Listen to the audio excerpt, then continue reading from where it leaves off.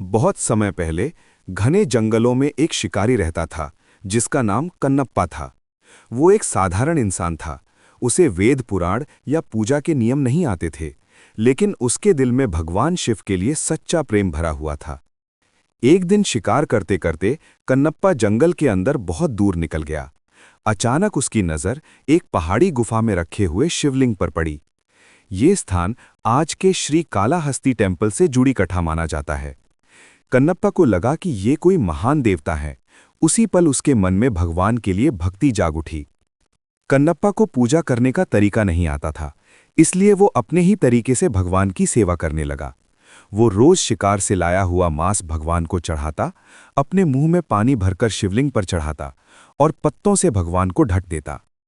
मंदिर के पुजारी को ये सब बहुत गलत लगा, लेकिन भगवान शिव कन्नप्पा की सच्ची भावना देखकर प्रसन्न होते थे। एक दिन भगवान ने अपने भक्त की परीक्षा लेने का निश्चय किया।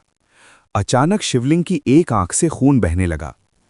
कन्नप्पा ये देखकर घबरा गया। उसे लगा कि भगवान की आंख घायल हो गई है।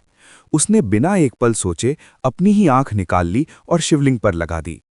तुरंत खून बहना बंद हो गया, लेकिन कुछ ही देर बाद शिवलिंग की दूसरी आंख से भी खून निकलने लगा। अब कन्नप्पा समझ गया कि भगवान की दूसरी आंख भी घायल हो गई है।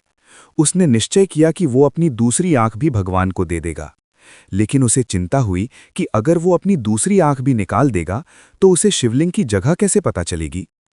इसलिए उसने अपने पैर से शिवलिंग की जगह को चिन्हित किया और दूसरी आंख निकालने के लिए तैयार हो गया।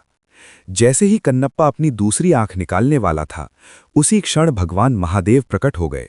उन्होंने तुरंत कन्नप्पा का हाथ पकड़ लिया और कहा, रुको मेरे प्रिय भक्त, तुम्हारी भक्ति से मैं अत्यंत प्रसन्न हूं। भगवान शिव ने कन्नप्पा की दोनों आंखें वापस कर दीं और उसे मोक्ष का वरदान दिया। उसी दिन से कन्नप्पा को भगवान शिव के सबसे महान भक्तों में से एक माना जाने लगा। इस कहानी से हमें यह सीख मिलती है कि भगवान को दिखावा या नियमों से ज्यादा सच्चा प्रेम और सच्ची भक्ति प्रिय होती है।